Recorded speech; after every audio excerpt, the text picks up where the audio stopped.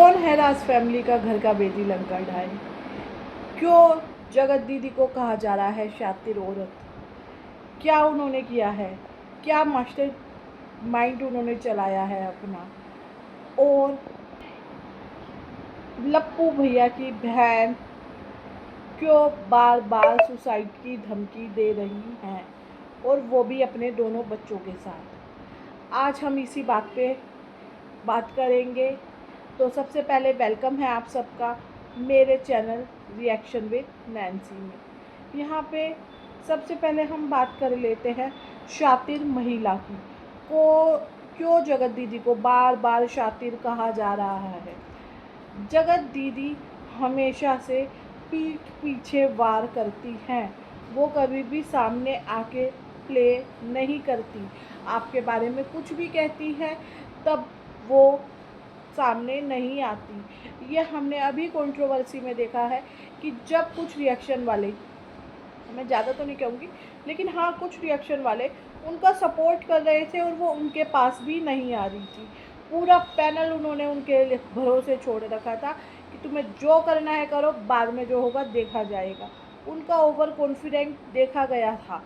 जब अलका की एक चैट आई थी उसमें था कि ये लोग तो 6 महीने 2-4 महीने बात करेंगे फिर सब भूल जाएंगे, मुझे उस बात की परवाह नहीं है। और वही हो रहा है। लोगों ने बात किया, लोगों ने रिएक्शन दिए और अब फिर से उन्हें देवी बनाने की कोशिश हो रही है और वो कहीं ना कहीं तिल्ली मार रही हैं। आज भी उनके थंबनेल क्लिक बैक ही होते हैं। अपनी बात वो किसी से शेयर नहीं करती। मैं पूछ रही हूँ कि आज तक उन्होंने कभी माफ़ी मांगी? ताशी को एज अ कंटेंट ही उन्होंने लिया है। उनका कल का ही ब्लॉग था, आओ एक नए घर का टूर कराएं। और टूर के नाम पे क्या था, उनके चाचा बीमार थे वो वहाँ पे गई थी और उसमें भी उन्होंने कोई टूर नहीं करवाया था। क्यों आप ऐसा बार बार कर रही हैं? कहीं ना कहीं से पोकिंग आप ही कर रही हैं। वहाँ पे आपका जो दीवाना बैठा हुआ है उसे आप बार बार बार बार सिग्नल दे रही है। मैं ये कर रही हूँ, मैं वो कर रही हूँ। अरे भाई आप करो ना कुछ भी। कभी आप अपनी फैमिली को बना रहे हो, कभी कुछ कर रहे हो, लेकिन नहीं, ऐसा नहीं है कि जनता को आपकी बातें समझ नहीं आ रही। जनता को आपकी सारी बातें समझ आ रही है। आप कितना सेफ प्ले करके मास्टर स्ट्रोक खेल रहे हो, बिल्कुल समझ आ रहा है।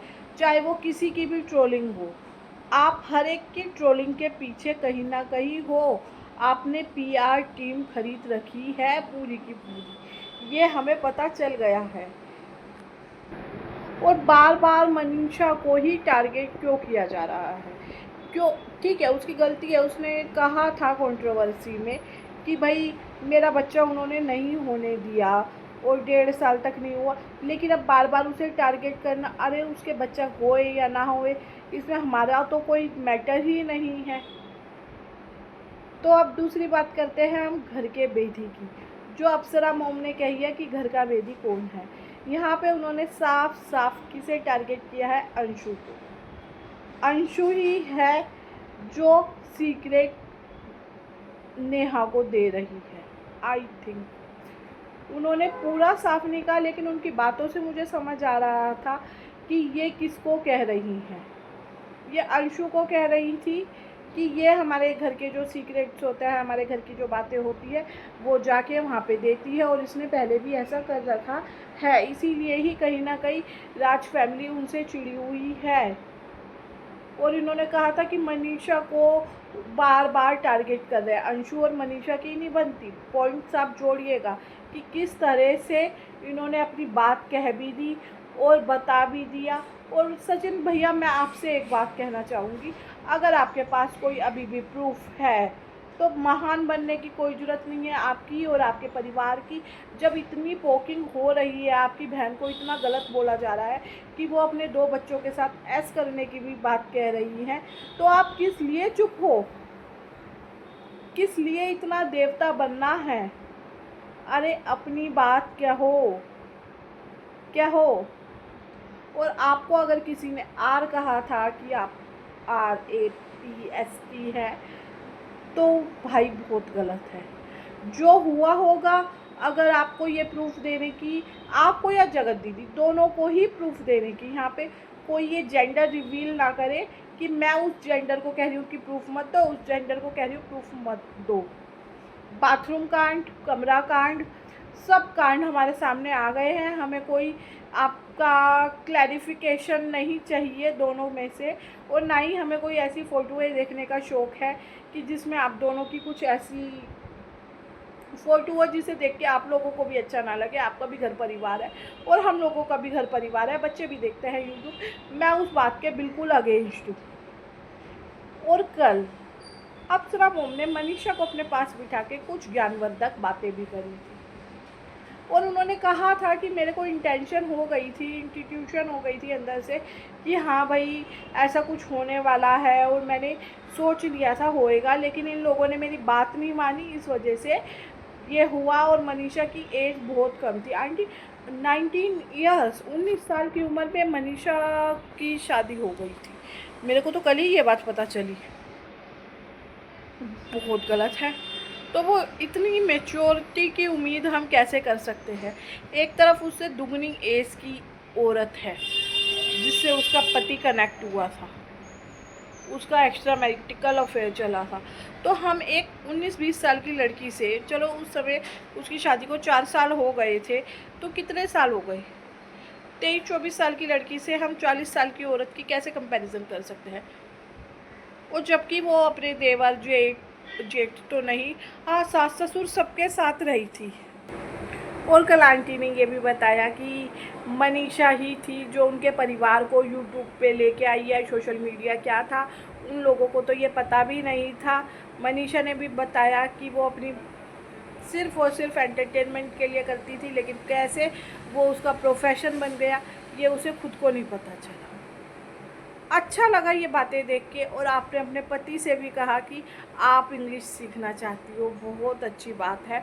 अपने आप को सेल्फ ग्रूम करना चाहिए।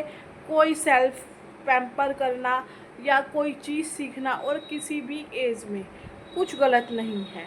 और आज की डेट में तो किसी भी औरत को इंडिपेंडेंट होना बहुत ज़्यादा ज़रूरी है।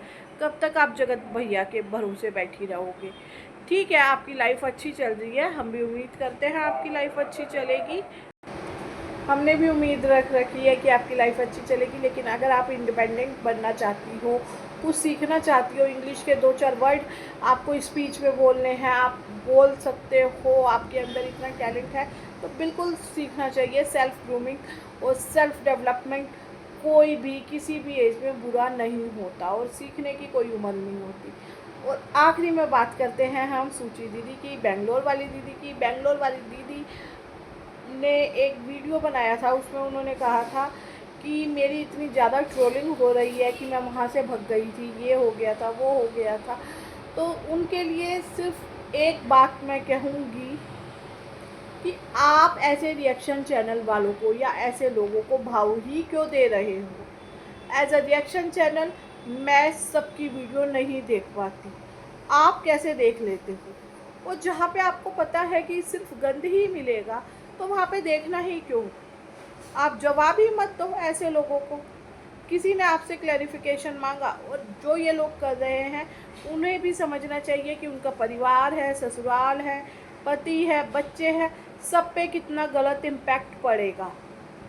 अगर हम जगत दीदी को माफ़ कर सकते हैं जिसकी सोशल मीडिया पे इतनी सारी चीज़ें आई हैं, जगत भैया को माफ़ कर सकते हैं जिन्होंने विद प्रूफ बात करी है, तो उस लड़की को उसका जो 5-6 साल पुराना इतिहास है वो हम क्यों उठा रहे हैं? और इसके बाद भी यहाँ पे भी मैं ये कहना चाहूँगी कि इतिहास है या नहीं ये भी हमें नहीं पता, ये भी क्लियर नहीं है। हम किसी से मिल के नहीं आए, कुछ नहीं करके आए, तो आप ये कैसे कह सकते हैं? और सूची आपको परेशान होने की आई थिंक कोई ज़रूरत नहीं है। और बच्चों को मारने की बात तो यार ये तो बहुत ही गलत है। मैं नहीं कह चाहती कि ऐसा कुछ आप लोग करो। आपका इतना हंसता खेलता हैपनिंग परिवार है, उसके बाद आप ये सब करने की सोच रहे हो, तो यार ये अच्छी बात नहीं है। मत सोचो ऐसी बातें और मत बोलो। अपनी ज़िंदगी में हमेशा पॉजिटिविटी के साथ रहो। इसके साथ ही मैं अपनी वीडियो एंड करती हूँ। अगर आप सबको मेरी बातें अच्छी लगी हो, वीडियो पसंद आया हो, तो प्लीज़ कमेंट करना, वीडियो को लाइक ज़रूर कर देना और अगर नए हो तो मेरे चैनल को सब्सक्राइब करना। तब तक के लिए नमस्ते, जय श्री राधे, राम राम जी, बाय बाय।